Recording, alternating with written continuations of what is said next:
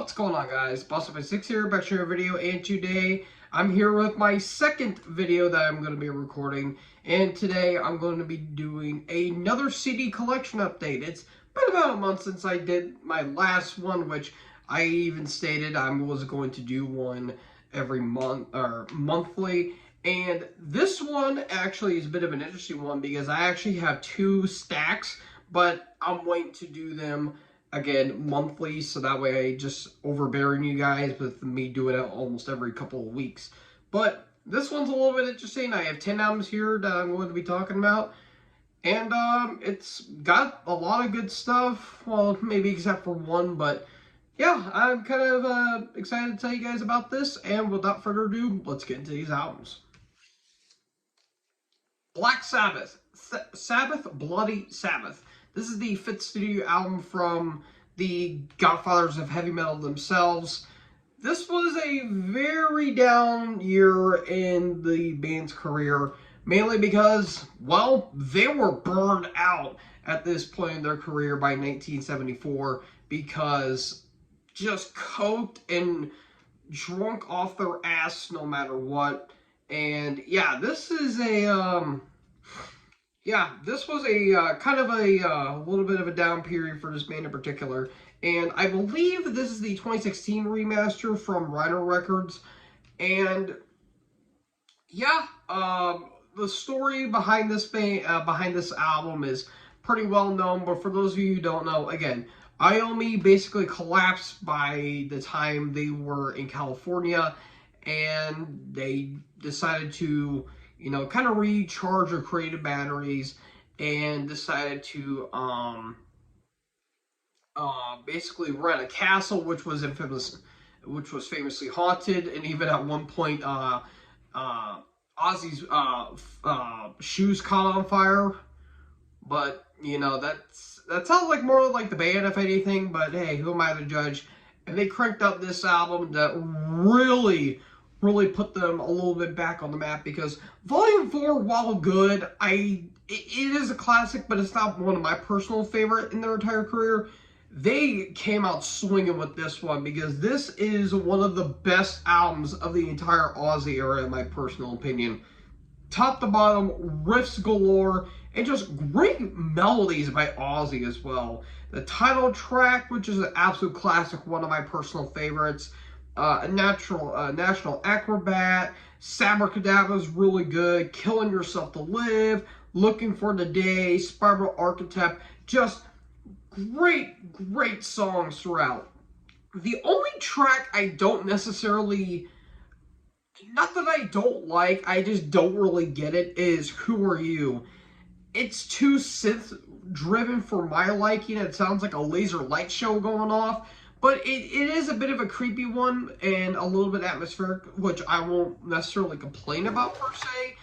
But, I mean, top to bottom, this is still a classic album. And look at that album cover. Look at the back of it. The back of it looks pretty damn cool, too. So, yeah, this is a really damn good album. Absolute classic of the 70s. And I would say one of the best in their entire career. So, yeah, absolutely recommended with this one. Candlemass, The Door to Doom. This is the 12th studio album from these Swedish doom metal legends. Welcome back, Johan Lundqvist, after being gone for the band for 33 years. It's been 33 years since he's been on an album. Of course, he was on their legendary debut album, Epicus Doomicus Metallicus.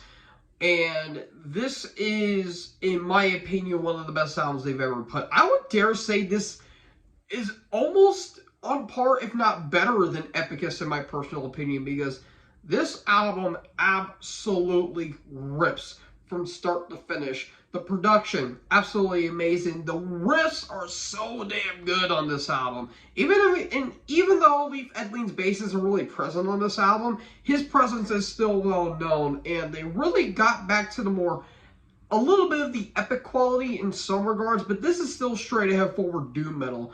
Of course, starting off with one of my favorite opening tracks, Splendor Demon Majesty, Under the Ocean, which has a bit of a Lovecraftian kind of Cthulhu-like, kind of like a Cthulhu-like theme to it, which is really damn good. And then, of course, the Story The Great Octopus, which features, ironically, Tony Iommi himself on guitar, and he puts on one of the best solos in his entire career, in my opinion.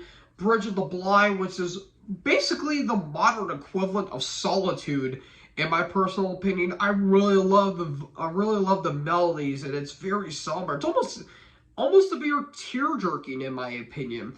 But Death's Wheel, really love the riff of that song. Black Trinity, especially with the opening, like that dun dun dun dun. Like, it sounds like a car revving in some regards, which is pretty damn good. House of Doom, which ironically was the EP before this album, which had Mats Levin, formerly of Yngwie Malmsteen fame. He would actually join the band before Johan eventually came back. And I like both versions, but I think I might like this version a little bit more because I think Johan's vocals fit a little bit better. Mats, it kind of sounds like he kind of shreds his voice a little bit, but I still think he puts on a really good performance. And of course, the doom metal opus that is the Omega Circle, which the ending of that song kind of reminds me a little bit of when they went to the more spacey stoner metal phase that they went through in the late 90s with Dactylus, Glenn Murata, and from the 13th Sun in particular. So, yeah, this is just an absolutely fantastic album. The follow of Sweet Evil Son, while good, was pretty disappointing in my opinion. But if you're looking for classic doom metal with a modern production, you will get this by The Lonesome. All in all, fantastic album. Highly recommended. Firewind, Stand United. This is the latest studio offering from this Greek power metal act. If you guys have seen my review of it when I did my rapid fire album reviews for it, you guys will be shocked that I actually enjoy this album. Because going into it, I thought it was just going to be a cheesy, generic European power metal album. But I was certainly wrong with this. This is a fantastic album from start to finish. I dare say one of the best albums I've heard all year. And this isn't your run-of-the-mill power metal album. It is got riffs galore, really reminds me of Judas Priest, except throw in that Ice Dwarf riffage and you will get this album. You have that like twin guitar melodies of Judas Priest and except, but the vocalist really reminds me of Udo in the outset of things. The opening Salvation Day is really good. The title track, Destiny is Calling, The Power Lies Within, Come Undone, Fallen Angel, Land of Chaos, Talking in Your Sleep. Really, really damn good stuff. And the album artwork, it looks alright. Maybe a little bit too, I wouldn't say AI-ish, but pretty damn good. Pretty damn good if you ask me. Yeah, this is one of the best albums I've heard so far this year. And yeah, if you love your power metal, but with more of a big crunch to it, you will love this album as much as I did. I give this one a big recommendation. Iced Earth, Horror Show. This is the 6th studio album from these American power metal icons. Well, I just talked about them with Firewind. They have their own album here. This would be the last album with Matt Barlow on vocals for a few years until 2008's Something Wicked Part 2, The Crucible of Man, which that would actually be his last album that he would do with the band, because around this time, Barlow was really kind of going through the motions with the band, considering, you know, this, I think this was recorded during or just before the events of 9/11, and Matt was kind of having a falling out with it. And while he was still on good terms with the band, he wanted to basically do his own thing, and he would actually become a police officer a little bit after this album. But he puts on an incredible performance. Dare say one of the best performances of his entire career on this album as well. And this is one of the band's best albums, I will say right here and now. This is in my top 5 of their entire career. This is just a damn good album. And it's kind of interesting too because they had, I think, a 3-track EP before this, but the record label decided to shut it down for some reason. They're like, all right, we'll just make a full album with this damn thing. And all these are like movie monster themed, like the Wolfman, Frankenstein, Dracula, you know, all that stuff. And they just put on some fantastic stuff. And typically with Iced-Earth, they're more thrashy oriented, then they throw in that power metal and that symphonic metal elements for more of a grandiose and epic vibe. This is kind of the different side of that. They kind of flip it on this album in particular. And I dare say it's one of the best in their entire discography. The opening Wolf's a really good thrasher. Damien, which is one of the longer tracks, I really like the storytelling it talks about in particular, and Damien talks about The Omen, of course. Jack, which talks about Jack the Ripper, of course. Ghost of Freedom's really good. I'm Hotep, Pharaoh's Curse is really good. Dragon's Child, I really like the melodies of that song. Frankenstein's really good. Dracula, which has some of the best vocals that Barlow ever does. He's just insane on that song in particular. And of course, we have the epic Phantom Opera Ghost, which talks about the Phantom Opera Ghost, and the guest vocals, I don't remember her name off the top of my head. She does really well. Yeah, she does sound a little bit auto-tune-ish, but it works on this album in particular. And their cover of Transylvania by Iron Maiden's pretty damn good too, if you ask me. So yeah, really damn good stuff. And yeah, what a way to kind of end the Matt Barlow era of Iced-Earth, at least for a little bit. And he would have a little bit of a hand in the Glorious Burn, which would be the first album with Ripper Owens on vocals. But yeah, fantastic stuff throughout. Absolutely great stuff. I give this a big recommendation. Iron Maiden, Killers. This is the second studio album from these British heavy metal legends.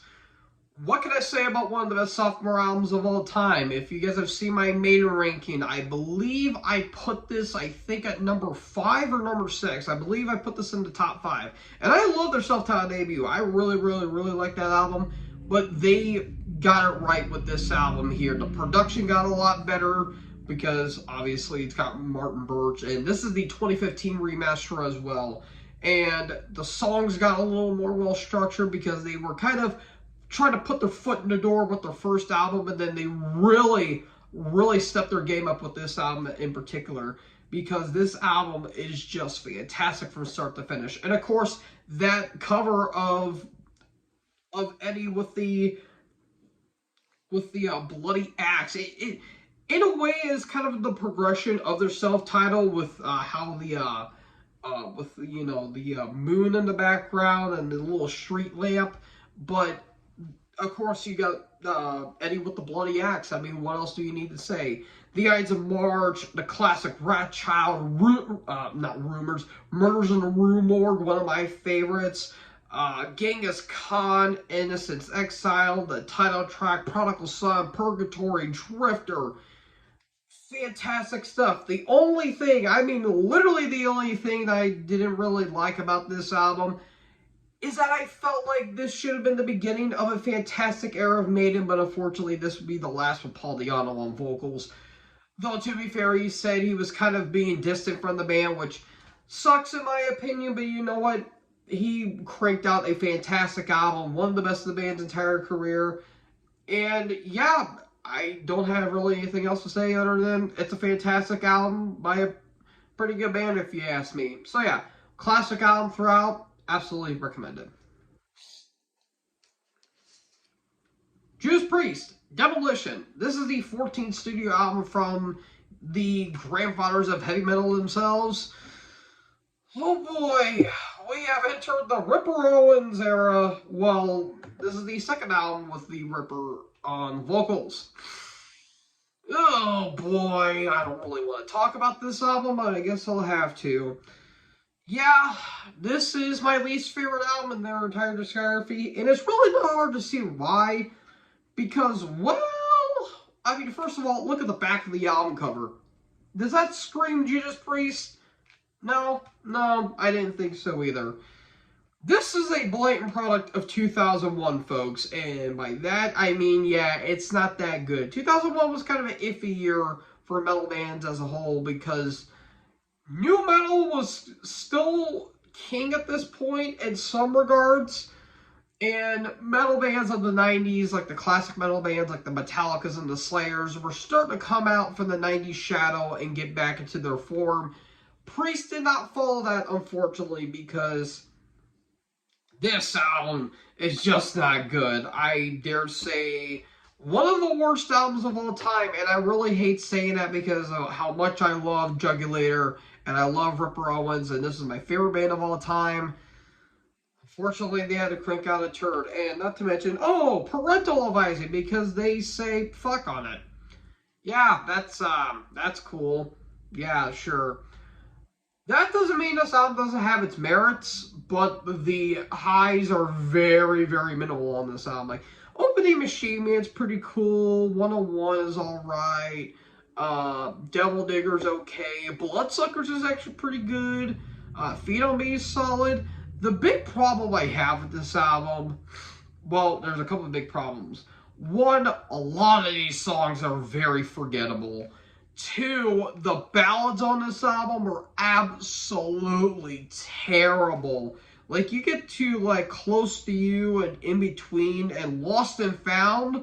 Good God, those are bad. And then Subterfuge and Jekyll and Hyde, Cyberface, just a lot of forgettable tracks. And how can we not forget the grandiose and the Rosetta Stone on this album, that is Metal Messiah. Ripper is rapping on that track. Why? I get it, it's 2001, nu metal was the thing at the point. My God, it was so bad. It was so bad.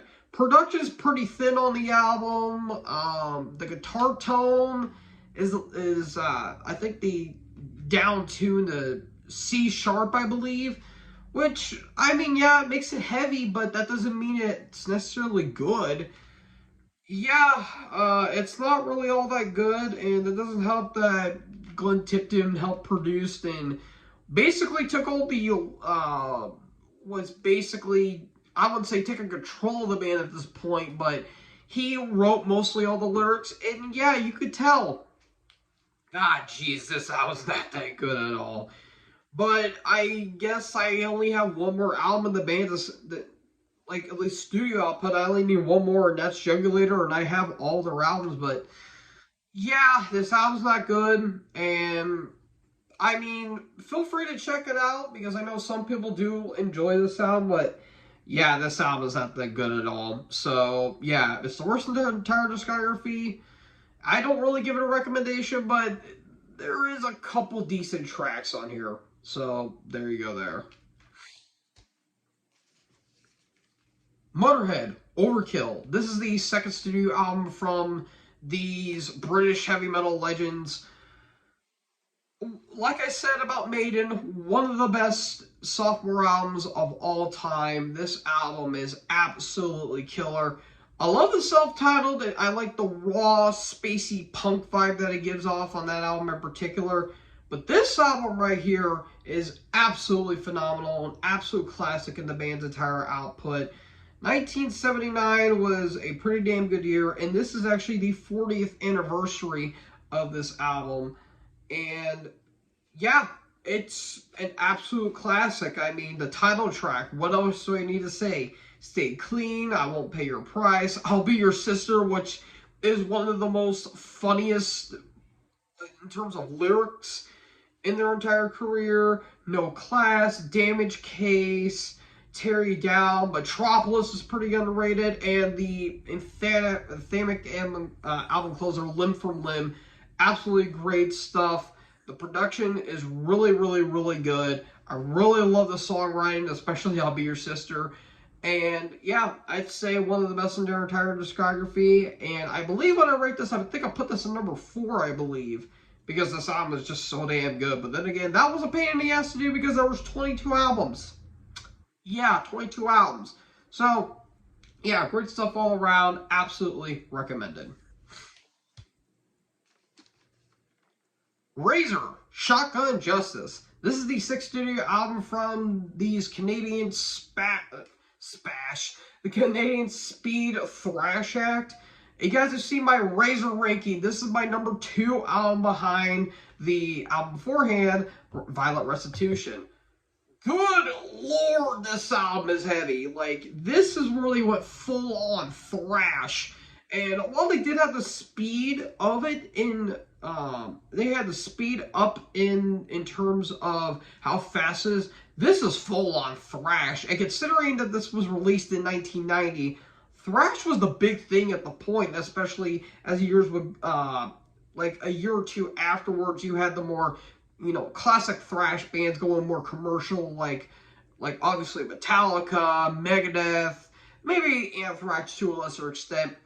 Razor, on the other hand, they were like, nope, screw that, we're just going to stay true to our roots, and that's basically what they did. The opening Miami's really good, United by Hatred, Violence Condoned, Electric Torture, Meeting of Pain, Stabbed in the Back, the title track, one of my personal favorites, Parasite, Brass Knuckles, Burning Bridges, the Pugilist, Cranial Stop, Concussion, really damn good stuff. The only thing I don't really like, and I've said it before on my ranking, I am not a big fan of America Luck lyric-wise, but musically that song's really damn good. This is a fantastic album, and if you were going to crank this in your car, it's going to be a Demolition Derby. I would not put it past that. So, yeah, absolutely fantastic stuff all around. Big recommendation. Sodom, Epitome of Torture. This is the 14th studio album from these German thrash metal legends. My favorite thrash band of all time. This, in my opinion, is the best modern album they have done. And if you guys have seen my ranking, I believe I ranked this number 5, or I think number 6, I believe. This is my favorite of their modern output. I really, really, really like this album, if I could speak correctly. This is a phenomenal album in its own right. And considering how good In War and Pieces is, this is what I think they were trying to do. Because In War and Pieces, they were trying to get that more modernized approach with what Creator was doing at the time.